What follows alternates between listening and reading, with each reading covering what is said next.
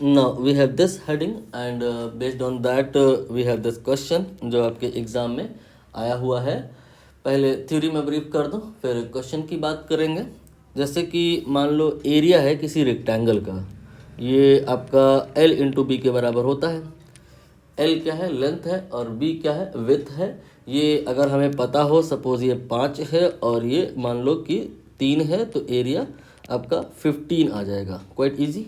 बाकी आप जानते हो कि कोई भी मेज़रमेंट एब्सोल्यूट नहीं होता है, उसमें कुछ ना कुछ तो एरर होती है। ऐसे ही मान लो L में कोई एरर हुई है, B में कोई एरर हुई है, तो ये आपको बता दिया जाएगा। सपोज ये मान लो 0.1 हुई है और ये भी मान लो 0.1 ही हुई है, तो पूछेगा एग्जामिनर कि एरिया में बताओ कितनी एरर होगी। क्लियर हुआ, थीम क्लियर हुई।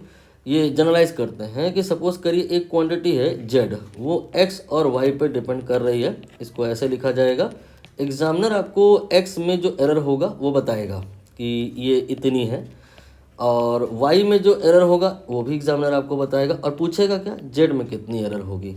तो कंसर्न आपको क्लियर हुआ, क्या गिवन होगा और क्या निकालना होगा। X और Y इनकी एरर्स आपको गिवन होंगी और Z की एरर आपको निकालना होगा। यहाँ पर जो कि एरर आप जानते ही हो बहुत छोटी मात्रा में हुआ करती हैं, तो इस डेल्टा एक्स को आप डी एक्स लिख लोगे और इसको आप डी वाई लिख लोगे और इसको डी जेड लिख लोगे। मतलब इन शॉर्ट कहानी ये है कि हमें यहाँ पर डी एक्स, डी वाई और डी जेड इनको रिलेट करना है। हमें जैसे गिवन है z इक्वल टू सपोज करिए x इंटू वाई, तो हमें करना क्या है कि डी एक्स और डी वाई और डी जेड इनको रिलेट करना है, क्योंकि एग्जामिनर ने सपोज करिए डी एक्स और डी वाई दे रखा है और डी जेड पूछा है, तो हमें एक रिलेशन चाहिए होगा जिसमें ये लोग आए हैं। तो अब एक ऐसा रिलेशन बनाना जिसमें ये तीनों आए, ये पर्सन टू पर्सन वैरी कर सकता है। मोस्ट जनरल जो लोग करते हैं, मैं यहाँ पर वही कर रहा हूँ कि आपको इसका लॉग लेना होता है, लॉग लेने के बाद डिफरेंशिएशन करना होता है। बाकी की जो कहानी है वो क्वेश्चन टू क्वेश्चन वैरी करती है। आपको मोटा मोटा ऑब्जेक्टिव क्लियर हुआ। मोटा मोटा ऑब्जेक्टिव ये है कि जब आपको जो एरर्स हैं रिलेट करनी होती हैं तो लॉग लेकर के डिफरेंशिएट करना होता है। यहाँ पर अब हम आ जाते हैं अपने प्रश्न में। यहाँ पर कह रहे हैं कि एनर्जी, ये E गिवन है, क्या गिवन है, अल्फ़ा क्यूब E की पावर माइनस बीटा। बीटा में कोई एरर नहीं है, इसकी तो वैल्यू दी है डायरेक्ट 0.3 देन टी। यहाँ पर आप नोटिस करो E जो है वो अल्फ़ा और T इन पे डिपेंड कर रहा है। अल्फ़ा को मेज़र किया तो इसमें एरर हुई है, इन्होंने बताया कितना, 1.2। Point should be noted. Alpha को जो मेज़र किया तो इसमें एरर हुई है। एरर 3 प्रकार की होती है, ये आपका डेल्टा अल्फ़ा कह लो चाहे डी अल्फ़ा कह लो, ये एब्सोल्यूट एरर है।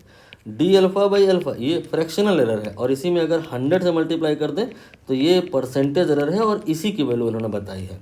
क्लियर है।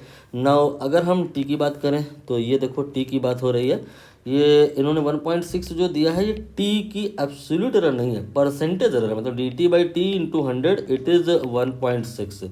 बाकी और क्वेश्चन में जो कहें तो टी की वैल्यू ये भी गिवन है, तो टी की वैल्यू अगर हम यहाँ पे 5 ले लें तो क्या डी टी नहीं निकाल सकते। देखो इन दोनों को ध्यान से, यहाँ पर D t by T into 100 1.6 है, जबकि टी कह रहे हैं 5 है, तो यहाँ रख दो तो आपका ये डी टी का वैल्यू निकल आएगा।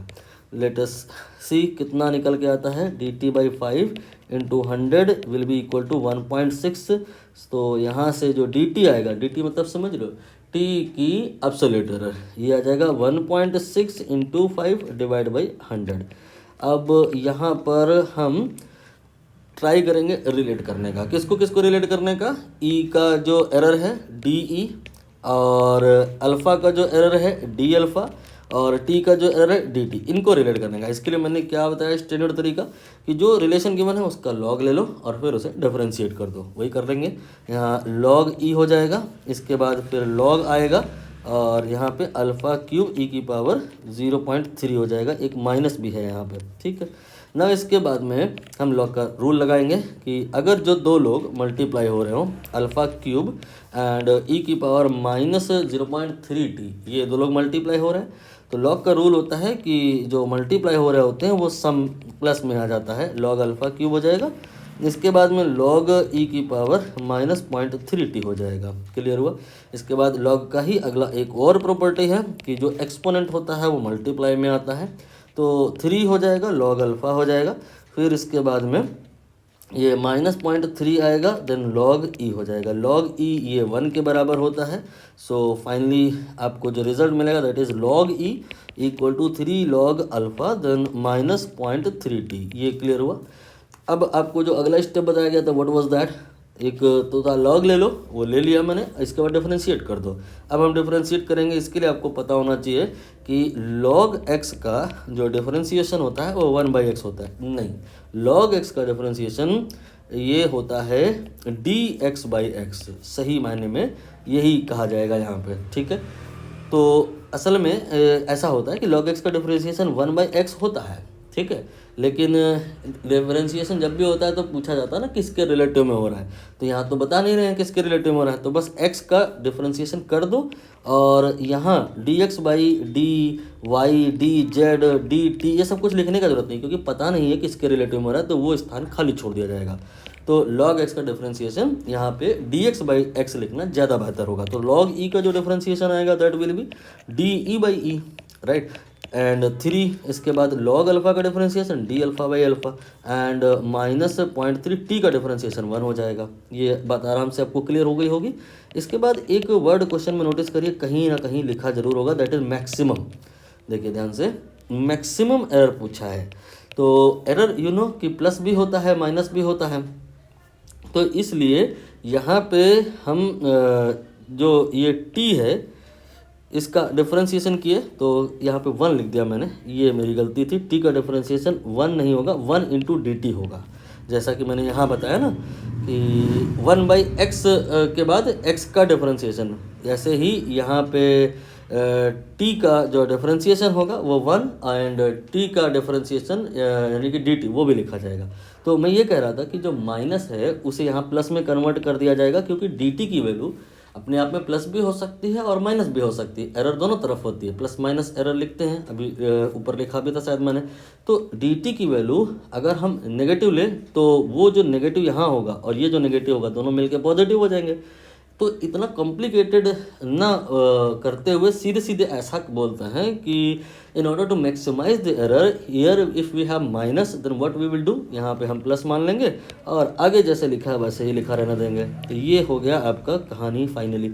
अब यहाँ पर आप वैल्यूज़ पुट करिए, जैसे कि d∝/α, ये d∝/α का वैल्यू यहाँ पर कितना है, लेट मी चेक आउट, ये यहाँ पे था 1.2 डिवाइड बाई 100, 1.2 डिवाइड बाई 100 हो गया। इसके बाद में ये 0.3, क्या हम लोगों ने कहीं dt निकाला है? देखो निकाला था हमने dt का वैल्यू कहीं ना कहीं, ये रहा dt का वैल्यू 1.6 × 5/100, तो ये 1.6 × 5/100। अब तो सिंपल कैलकुलेशन है वो भी कर ही लेते हैं। ये आपका हो गया 12 दूनी 24, 3.6 और इसके बाद में ये हो गया आपका 8 और ये 2.4 एंड डिवाइड बाई 100। वो 100 मैं नहीं लिख रहा हूँ क्योंकि de/e एक्चुअली नहीं निकालना है, मल्टीप्लाइड बाई हमें 100 भी करना है, परसेंटेज एरर निकालनी है ना। तो ये आपका 3 2 5 1 6 फाइनली 6% इस क्वेश्चन का आंसर हो जाएगा, जो कि ऑप्शन 3 में दिया हुआ है, ठीक है।